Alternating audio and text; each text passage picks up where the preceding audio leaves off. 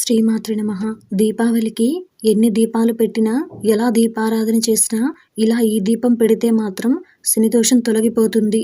దోషాలు పోయి ఇంట్లో అష్టైశ్వర్యాలు సిద్ధించాలని, జీవితం సాఫీగా ఏ ఇబ్బందులు లేకుండా సాగాలని పూజలు, వ్రతాలు, నోములు, దోష పరిహారాలు చేస్తుంటారు.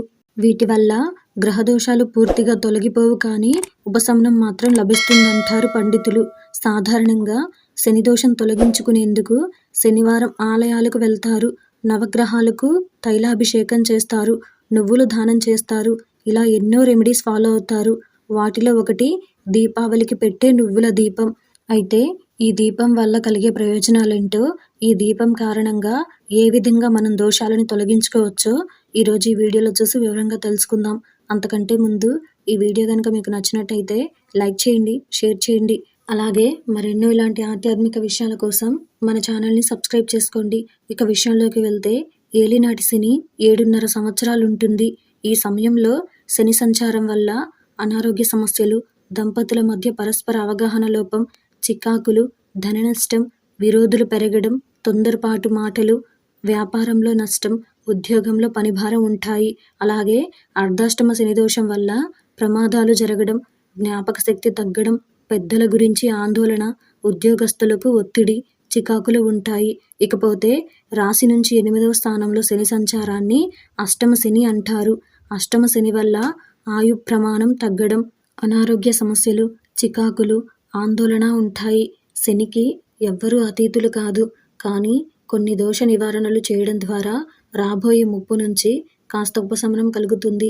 ఆ నివారణలు, పరిహారాలలో నువ్వుల నూనె దీపం ఒకటి.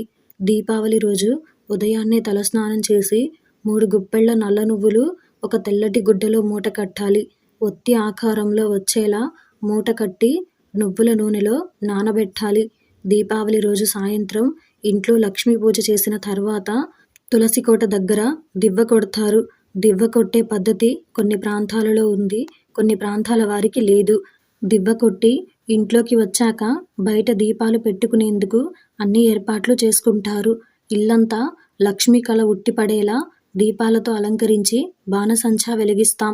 మొత్తం అంతా పూర్తయింది, ఇక ఇంట్లోకి వెళ్ళిపోవడమే అనే సమయంలో ఈ నువ్వుల దీపాన్ని వెలిగించాలి.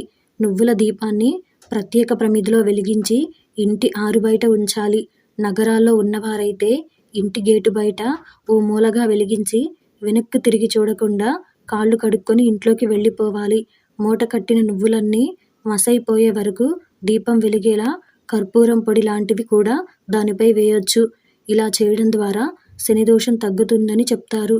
కొందరు ఇంటి ముందు దీపాలు పెట్టడం కన్నా ముందే శని దీపం వెలిగించి అది పూర్తిగా కొండెక్కిన తరువాత ఇల్లంతా దీపాలు పెడతారు. అంటే శనిని తరిమి కొట్టి లక్ష్మీదేవికి ఆహ్వానం పలుకుతున్నామని అర్థం వస్తుంది. అయితే శని దీపం ఎప్పుడు పెట్టినా మంచిదే. దీపాల వరుసతో సమానంగా కాకుండా ఆరంభంలో కానీ చివర్లో కానీ వెలిగించటం ఉత్తమం అంటారు పండితులు.